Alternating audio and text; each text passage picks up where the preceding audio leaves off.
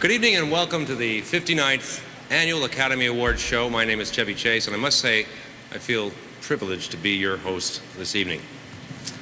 Actually, I'm one of your co-hosts. Well, that's not true. I'm really a replacement. I'm sorry to have to tell you that Jim and Tammy Baker couldn't make it tonight. Apparently, she's taking some kind of a trip, and he had to be part of some major affair, so... You know, I was up in my prayer tower this morning, and a funny thing happened.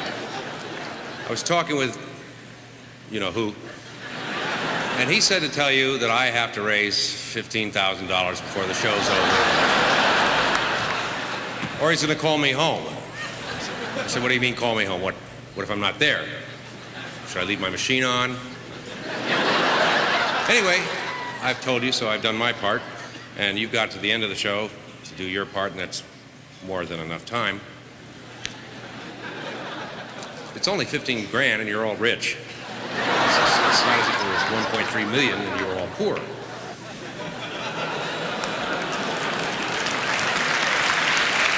I want to thank Paul Hogan for flying all the way from down under to be here in Hollywood, where when we say throw another shrimp on the Barbie, it means we're getting rid of our agents.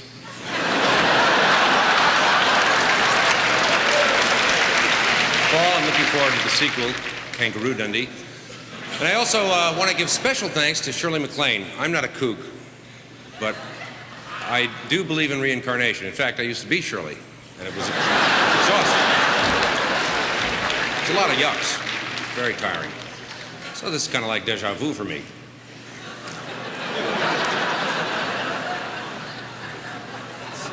This year saw a tremendous change in Hollywood. Big corporations moved in and bought the networks and the movie studios.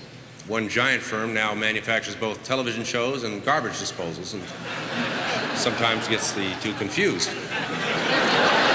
Columbia Studios was bought by Coca-Cola. They got rid of 14 executives and a 7-Up machine. I've noticed that Disney Studios has started to make a few risque pictures.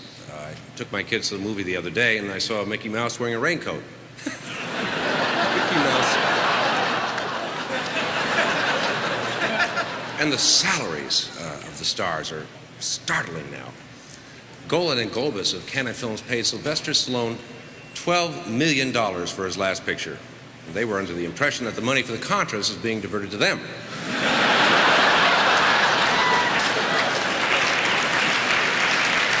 The pictures nominated this year are truly wonderful, very 80s. The Mission, the story of the liberation of the Guarani Indian tribe in the jungles of South America, mapped out at a corner table of the Polo Lounge at the Beverly Hills Hotel.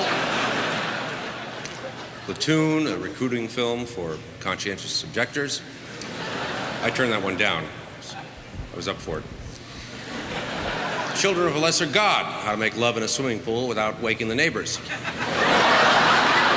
And Hannah and Her Sisters, in which Woody Allen plays a hypochondriac and Michael Caine plays with the sisters. And of course, A Room with a View was a special picture made with a small budget that has become a tremendous hit. It's about a rooming house in Italy where the producer lives in a small room, happily looking down at the grosses of Howard the Duck. Turn that one down, too.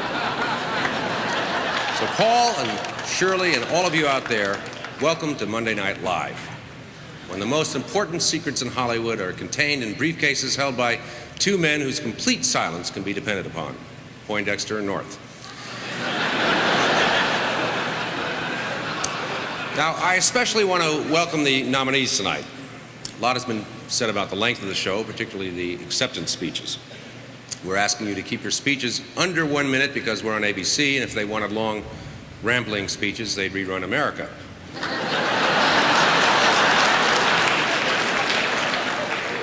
This year, we've instituted a kind of an early warning system. Rather than a host, I'm going to kind of be a ringmaster out here. I want to keep the show rolling. So if we feel you're getting a little long, you'll hear a warning sound like so.